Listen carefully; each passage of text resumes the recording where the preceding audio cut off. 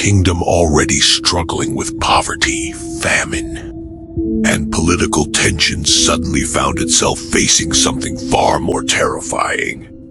Not an invading army, not a deadly plague, but a predator.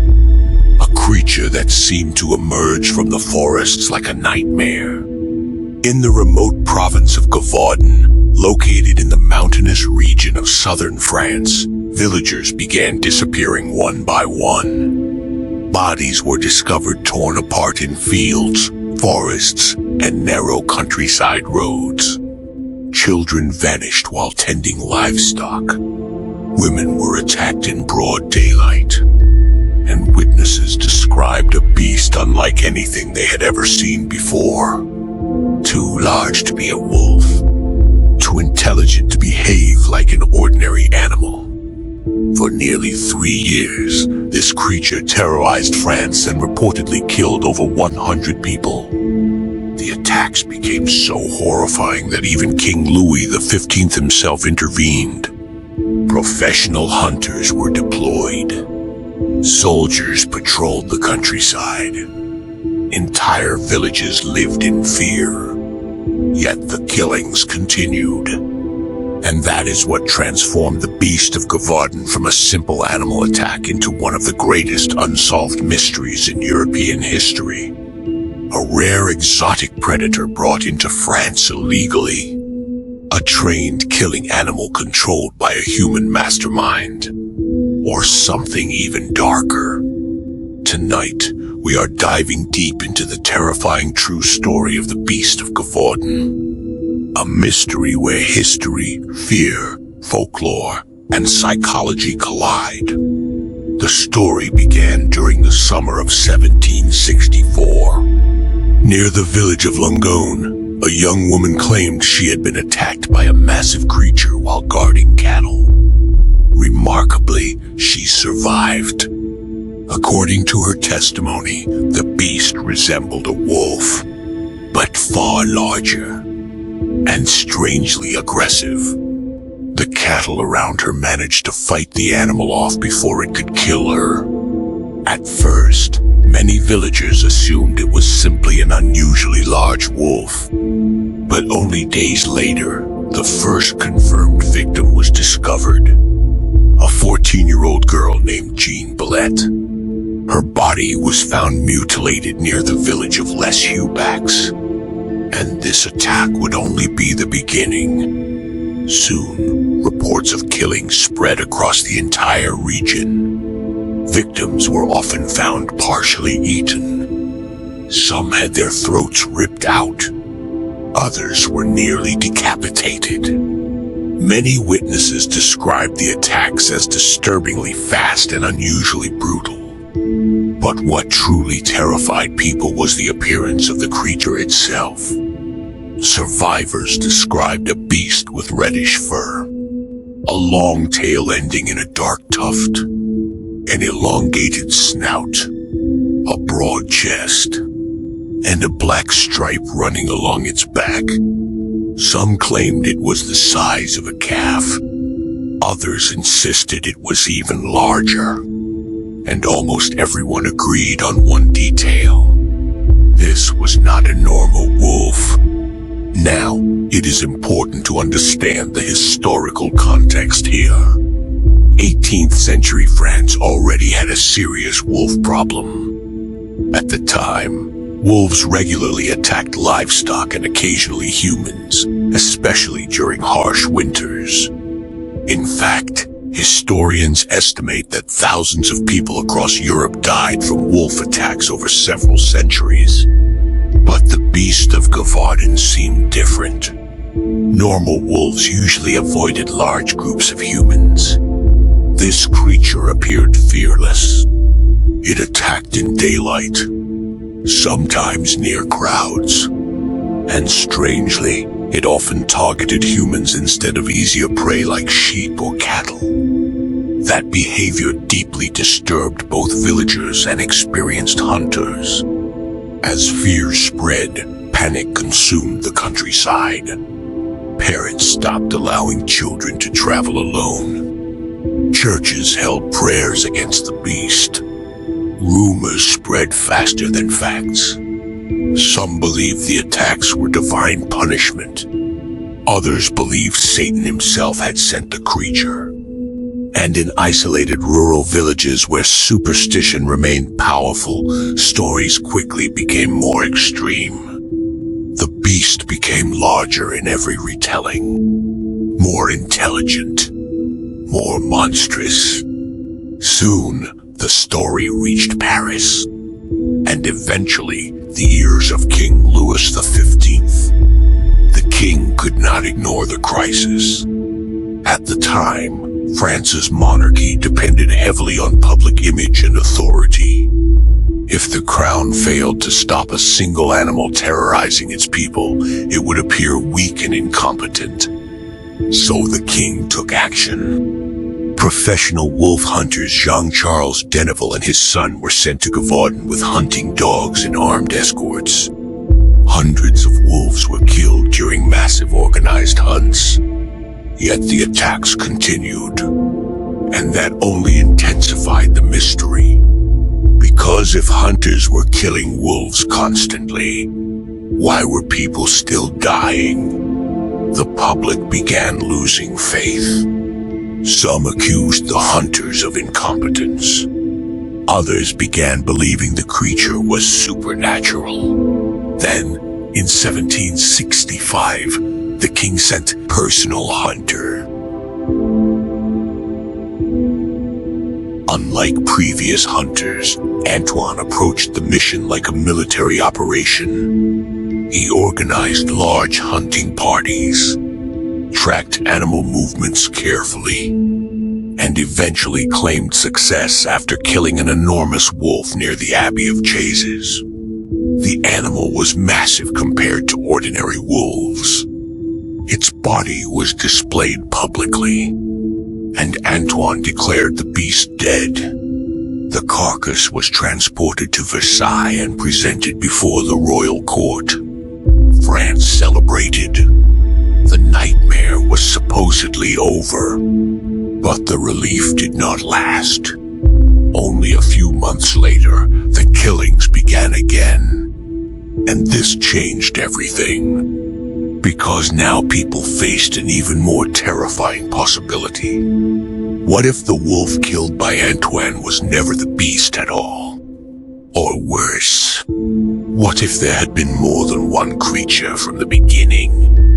This is where the mystery becomes truly fascinating. Over the centuries, researchers, historians, zoologists, and conspiracy theorists have proposed countless explanations.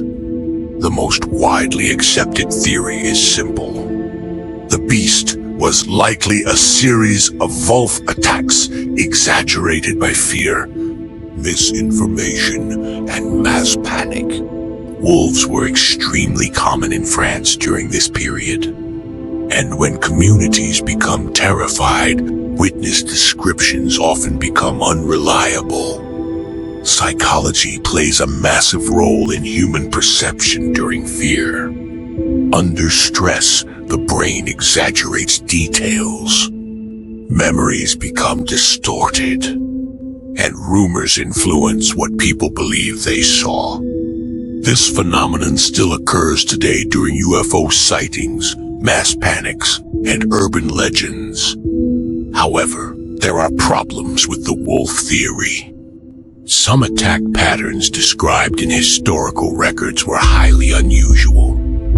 Witnesses repeatedly claimed the creature targeted faces and throats with incredible precision. Several survivors reported that the beast ignored nearby livestock while pursuing humans directly. And according to reports, the creature sometimes escaped coordinated hunts in ways that suggested tactical awareness. This has led some historians to explore another theory. What if the beast was not entirely wild? Some researchers believe the creature may have been a trained hybrid animal, possibly a crossbreed between a wolf and a large mastiff. Others suggest it may have been intentionally conditioned to attack humans. And that theory opens a much darker possibility. Could a human being have secretly controlled the beast? One of the most controversial suspects involves a local noble family. Certain conspiracy theories claim exotic animals were privately owned by wealthy aristocrats during this period. Some speculate the beast may have been an escaped exotic predator, possibly a hyena or even a juvenile lion. Interestingly, the witness descriptions partially support this idea. The reddish coloration, the strange gait, the unusually large head, and the preference for attacking faces all resemble hyena behavior more than wolves. Hyenas also possess crushing bite forces capable of breaking bones. And unlike wolves, they can appear eerily intelligent during hunts. But there is a major problem with this theory. No confirmed evidence exists showing hyenas lived wild in 18th century France. Still, the possibility remains intriguing, especially considering Europe's fascination with exotic animals during that era. Wealthy nobles often collected rare creatures from Africa and Asia. Escapes were not impossible. Then there is the most famous explanation of all, the supernatural theory. As fear intensified, many villagers became convinced they were dealing with a werewolf, a creature neither fully human nor fully animal. The idea sounds absurd today, but in the 18th century, belief in witchcraft and demonic entities remained common throughout rural Europe. And honestly, the beast behaved in ways that seemed almost unnatural.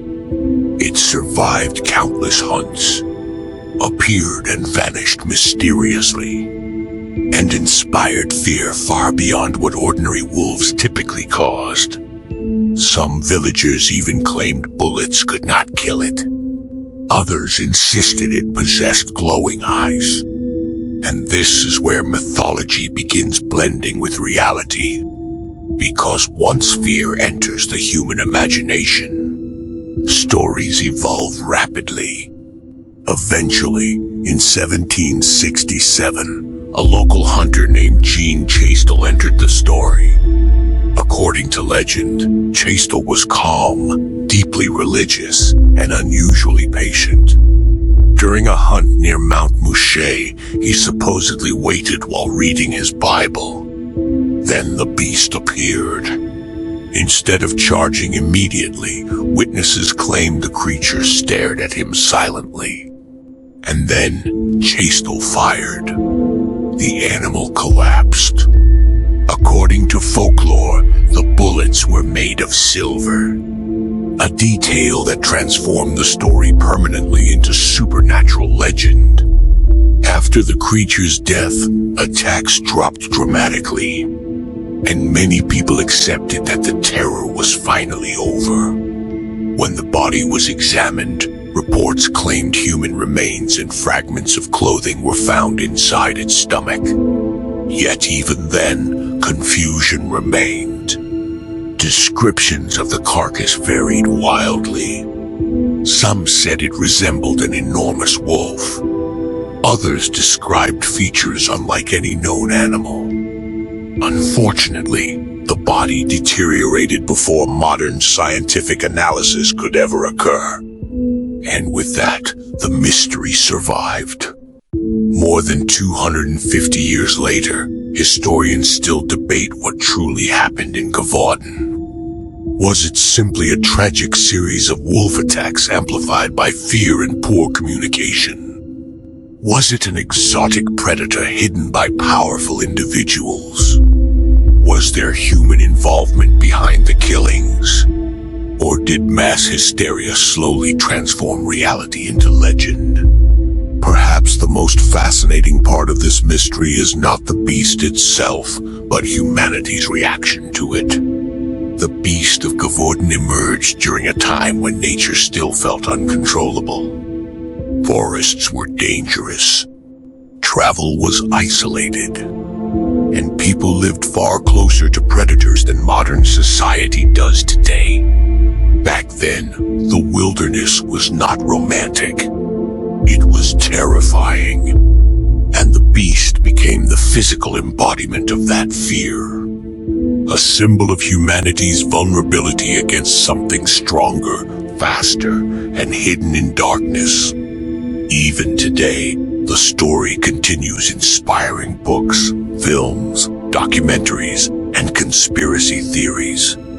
Because deep down, the fear of something waiting beyond the trees never truly disappears. And maybe that is why the beast of Gevaudan remains unforgettable. Not because we know what it was, but because we never truly found out.